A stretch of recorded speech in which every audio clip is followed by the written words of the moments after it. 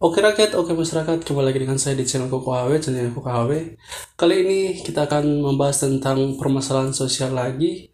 Seperti pada judulnya, yaitu serangan fajar 300.000 per kakak, ini sendiri yang akan merusak masa depan. Tidak asing lagi jika kita dengar di telinga mengenai istilah serangan fajar. Dalam dunia politik Indonesia, istilah serangan fajar itu ialah istilah yang digunakan untuk menyebut bentuk politik uang dalam rangka membeli suara yang dilakukan oleh satu orang atau beberapa orang yang memenangkan bakal calon yang akan duduk dengan posisi sebagai pemimpin politik. Peristiwa serangan fajar ini biasanya terjadi sebelum sehari pelaksanaan pemilihan, biasanya pada malam hari atau pada subuh, tepat di hari pemilihan itu dilaksanakan.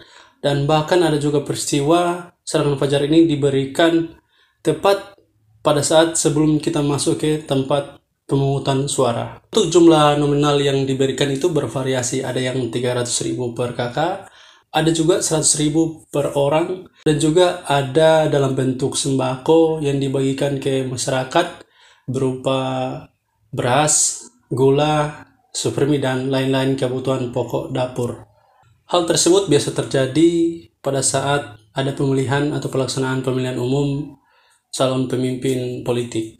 Bagaimana respon masyarakat terhadap hal tersebut?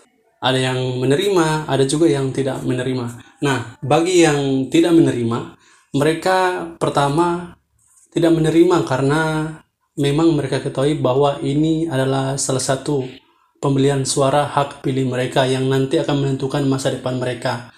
Untuk kedua, yang tidak menerima karena mereka sadar bahwa calon yang si pemberi ini ya tidak akan mereka pilih. Sedangkan yang menerima saya kategorikan dalam dua kategori. Pertama, yang menerima adalah mereka sadar dan mereka akan memilih calon tersebut. Untuk yang kedua, mereka menerima namun mereka tidak memilih. Nah, ada istilahnya, setidaknya kita tidak minta, ya jika diberikan ya kita terima, seperti itu. Dampak dari serangan fajar itu adalah senang sesaat, menderita selamanya. Kenapa demikian? Ya karena sadar tidak sadar hak pilih suara kalian, hak yang menentukan masa depan kalian telah dibeli. Dan itu kalian tidak bisa protes lagi jika depannya terjadi suatu hal yang tidak sesuai keinginan kalian.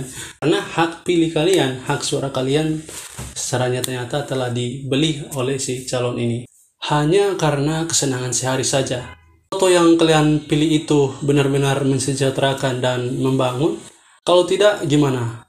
Jangan salahkan siapa-siapa karena kalianlah yang menentukan kehidupan kalian ke depan. Suara kalian itu sangat berharga sebab suara kalian itu sebagai penentu kehidupan kalian ke depan akan seperti apa.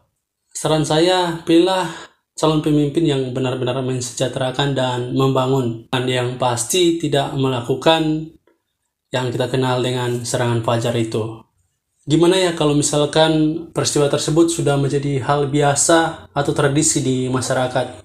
Yang perlu kalian ketahui bahwa yang mendorong hal itu terjadi dan masih ada sampai saat ini, itu adalah kalian sendiri, baik kalian si pemberi atau kalian masyarakat si penerima. Yang dimana kalian menganggap bahwa segalanya itu bisa dibeli dengan uang.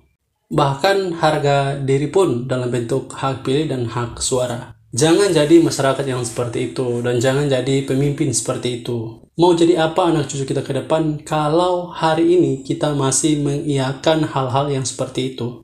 Mulailah dari diri sendiri, sadarkan si pemberi dan sadarkan si penerima. Ingat hak suara pilih kalian sangat berharga bagi kehidupan kalian, terlebih anak cucu generasi ke depan.